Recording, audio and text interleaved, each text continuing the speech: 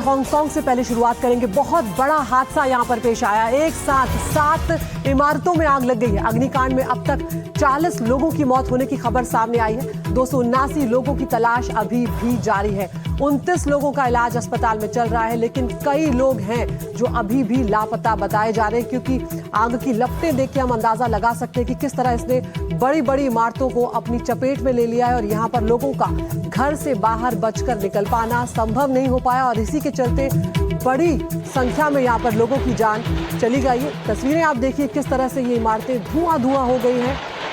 यहाँ पर तमाम कोशिशें जो है नाकाफी साबित होती हुई नजर आ रही है।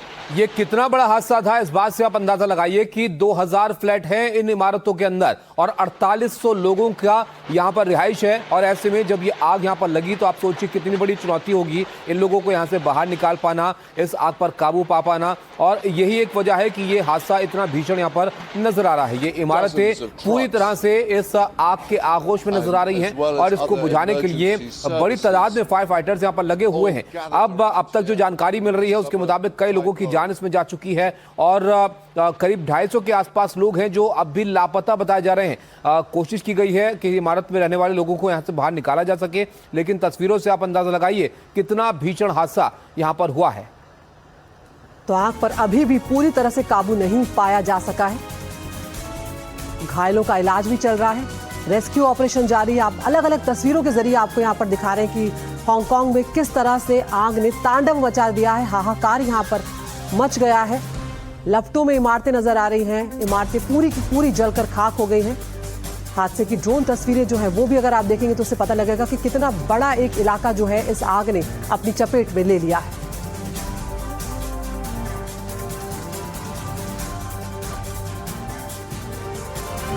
अर्जुन चटर्जी हमारे साथ जुड़े हांगकांग से पत्रकार हैं। अर्जुन, ये तस्वीरें हम देख रहे हैं, बहुत भयावह मंजर यहां पर देखने को मिल रहा है। जरा बताइए किस हद तक काबू पाया जा सका है, किस तरह की इमारतें थीं और इसमें रहने वाले जो लोग हैं उनको लेकर क्या जानकारी मिल रही है? तो हांगकांग में ये कल दोपहर लगभग 3 बजे से शुरू हुआ है। आपको मैं दिखा रहा हूँ, मैं इस इलाके में हूँ शाटिन, जहां से जो हादसा जहां हुआ है ताइपो में, वो करीब मेट्रो में 2 स्टेशन आगे है। अभी तक 44 पीपल आर डेड, 44 लोग मर चुके हैं। और हांगकांग का जो चीफ एग्जीक्यूटिव है वो जॉन ली, उसने बोला है कि करीब 280 लोग मिसिंग है। फायर डिपार्टमेंट का जो हेड है वो आज सुबह इस बात की पुष्टि की है कि उसे 80 लोगों के साथ कांटेक्ट एस्टेब्लिश कर पाए हैं, लेकिन लगातार ये चल रहा है। और ये जो स्कैफोल्डिंग है यहाँ हाई राइज काफी है, लेकिन हांगकांग में एक बात है, ये हादसा रेगुलर की बात नहीं है। तो यहाँ के लोग बड़े परप्लेक्स्ड हो गए हैं। यहाँ बहुत सा ट्रॉमा है लोगों के बीच में और यहाँ करीब जो हाई राइज है वहां का रेनोवेशन भी चल रहा था। इसके लिए स्कैफोल्डिंग की वजह से वो जल गया। और यहाँ आपको बता दें कि टाइफून कोटो की बात चल रही है यहाँ से, जो साउथ चाइना सी की तरफ बह रहा है और that cyclone is expected to fly into Vietnam.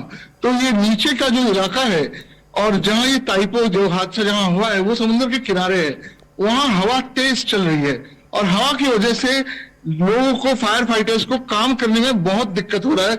24 घंटा हो चुका है ऑलरेडी, बट यहाँ फैसिलिटीज बड़ा फास्ट है ऑलरेडी। आपको कुछ स्टेटिस्टिक्स बता देते हैं। 128 फायर अप्लायंसेस, लगभग 60 एम्बुलेंसेस और करीब 800 एम्बुलेंस पर्सनल यहाँ काम कर रहा है, लगातार काम कर रहा है। इसके बावजूद अभी तक 44 कैजुअलिटीज है। ये नंबर बढ़ भी सकता है और ऐसा सुनने को आ रहा है लोकल मीडिया से। तो अथॉरिटीज की कहना है कि ये शाम तक चलेगा और उसके बाद शायद ये they will be able to tell a final number। Arjun, अगर हम देखें तो हांगकांग उस तरह की कंट्री है जहां पर सेफ्टी मेजर्स का बहुत ज्यादा ध्यान यहां पर रखा जाता है और इस तरह की घटनाएं अमूमन वहां पर बिल्कुल भी देखने को नहीं मिलती, लेकिन इतनी बड़ी यहां पर घटना हो गई। 44 लोगों की अब तक जान जा चुकी है, मरने वालों का आंकड़ा और बढ़ सकता है। क्या वजह रही कि ये आग जब लगी वहां तक तो ठीक है, लेकिन उसके बाद इतनी ये बढ़ती चली गई? देखिए, जैसे आपने सही बताया कि यहाँ ये सब हादसा रेगुलर नहीं है, तो but there have been instances। अक्टूबर में 2 हादसा हुआ है, बट कमर्शियल कॉम्प्लेक्स में हुआ था। ये जो हादसा हुआ है कल से शुरू हुआ है। परसों यहाँ का एक थिएटर में fire broke out, but you know, the problem is because they are not used to it. ये ऐसे हादसों के साथ ये रेगुलर नहीं होता है, तो लोग शुरू में बड़े परप्लेक्स्ड हो गए थे।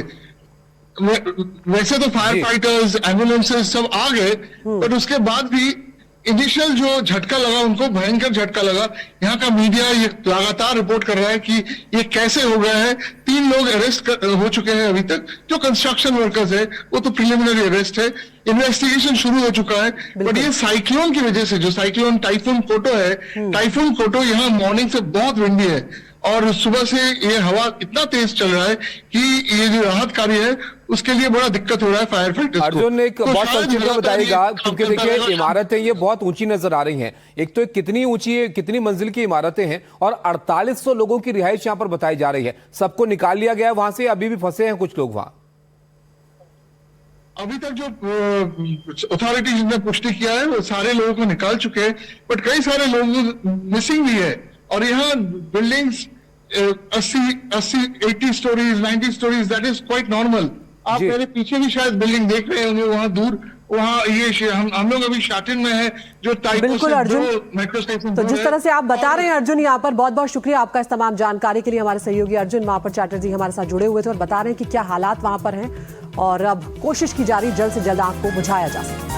बिल्कुल, आप देखिए कितनी ऊंची इमारत थी, 80-90 मंजिल की इमारतें वहां पर आमतौर पर होती हैं। बहरहाल बड़ा हादसा हुआ। अब एक और बड़ी खबर आपको बताते हैं। आतंकी हमला अमेरिका में हुआ है और व्हाइट हाउस के बहुत नजदीक ये हमला यहां पर किया गया। दरअसल अमेरिका में वाशिंगटन से बड़ी खबर आई है। वाशिंगटन डीसी में 2 नेशनल गार्ड्स की गोली मारकर हत्या कर दी गई है और अफगानी नागरिक पर इसका आरोप लगा है। डोनाल्ड ट्रंप ने इसको आतंकी हमला यहां पर बताया है।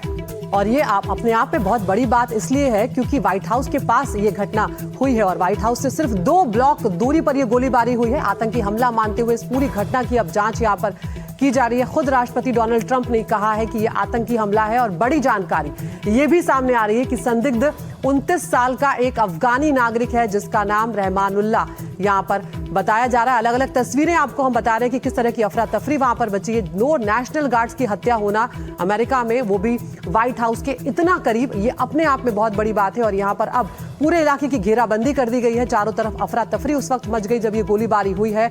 और अब जो यहाँ पर संदिग्ध बताया जा रहा है वो अफगानी नागरिक है। क्या कुछ कहा है अमेरिकी राष्ट्रपति डोनाल्ड ट्रंप ने, वो आपको सुनवाते हैं। We must now re-examine every single alien who has entered our country from Afghanistan under Biden, and we must take all necessary measures to ensure the removal of any alien from any country who does not belong here or add benefit to our country. If they can't love our country, we don't want them.